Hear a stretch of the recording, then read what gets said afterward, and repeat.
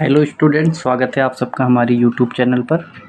आज के इस वीडियो में मैं कक्षा 12 के रसायन विज्ञान का पहला चैप्टर नंबर 1 विलयन लेकर आया हूं और इसके बारे में थोड़ी बातें इस वीडियो में बताऊंगा। ठीक है, तो चलिए शुरू करते हैं।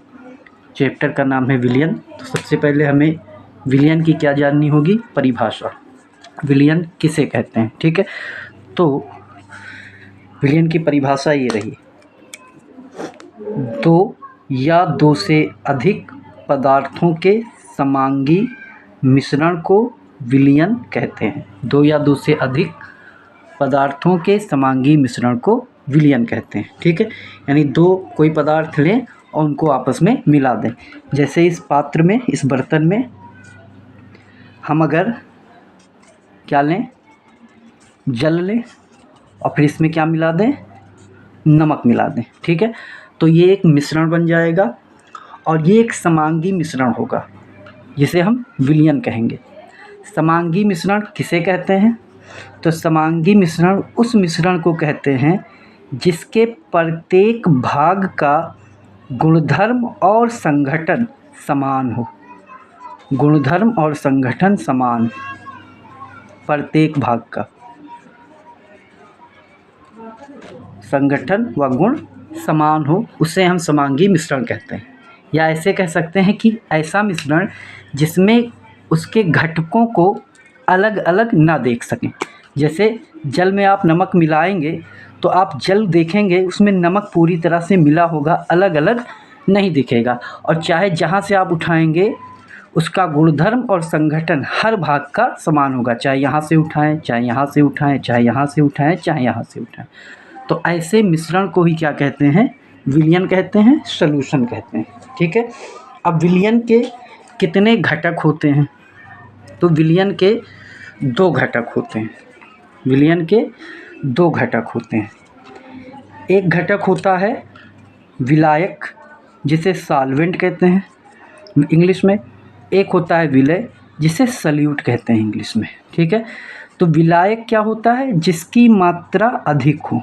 विलयन में जिसकी मात्रा अधिक हो। ठीक, और विलय क्या होगा? जिसकी मात्रा कम हो, उसे क्या कहेंगे? विलय कहेंगे। जिसकी मात्रा अधिक हो विलयन में उसे कहेंगे विलायक, और जिसकी मात्रा कम हो विलयन में उसे कहेंगे विलय। या ऐसे भी कह सकते हैं, जिसमें घोला गया वो विलायक है, जिसको घोला गया वो विलय है। जैसे अगर आप जल में नमक को घोल रहे हैं, किसको घोल रहे हैं? नमक को। ठीक, तो नमक जो होगा वो विलय होगा और जल जो होगा वो विलायक होगा, क्योंकि जल की मात्रा ज़्यादा होगी, नमक की मात्रा कम होगी। ठीक है, तो ये हुआ आपका दो घटक विलयन का होता है, विलायक और विलय, सॉल्वेंट और सल्यूट। ठीक है, ये तो बात हो गई विलयन की परिभाषा और विलयन के घटक के बारे में। ठीक, परिभाषा फिर से एक बार, दो या दो से अधिक पदार्थों के समांगी मिश्रण को विलयन कहते हैं। ठीक है, इसके दो घटक होंगे, विलायक और विलय। विलायक वो जिसकी मात्रा विलयन में अधिक हो, विलय वो जिसकी मात्रा विलयन में कम हो। ठीक, इसके बाद में आपको देखना है कि विलयन के कितने प्रकार होते हैं। तो भौतिक अवस्था, पदार्थों के भौतिक अवस्था के आधार पर विलयन तीन तरह के होते हैं। एक होता है ठोस विलयन, एक होता है द्रव विलयन, एक होता है गैस विलयन। ठोस विलयन का जो विलायक होता है वो ठोस अवस्था में होता है। विलय किसी भी अवस्था में हो, लेकिन विलायक ठोस अवस्था में हो, तो ऐसे विलयन को ठोस विलयन कहेंगे। जैसे इसका उदाहरण है मिश्र धातु। ठीक, फिर है द्रव विलयन। द्रव विलयन उस विलयन को कहेंगे जिसका विलायक द्रव हो।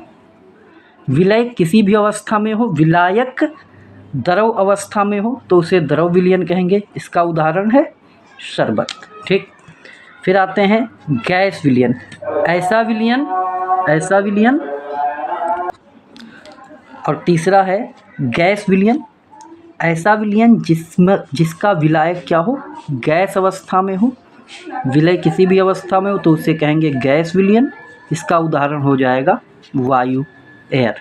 ठीक है, तो विलयन 3 तरह का होता है भौतिक अवस्था के आधार पर: ठोस विलयन, द्रव विलयन और गैस विलयन। आज के वीडियो में बस इतना ही। अगर वीडियो पसंद आए तो लाइक और सब्सक्राइब करें। इस चैप्टर का अगला पार्ट अगली वीडियो में हम लेकर आएंगे। तब तक के लिए थैंक यू।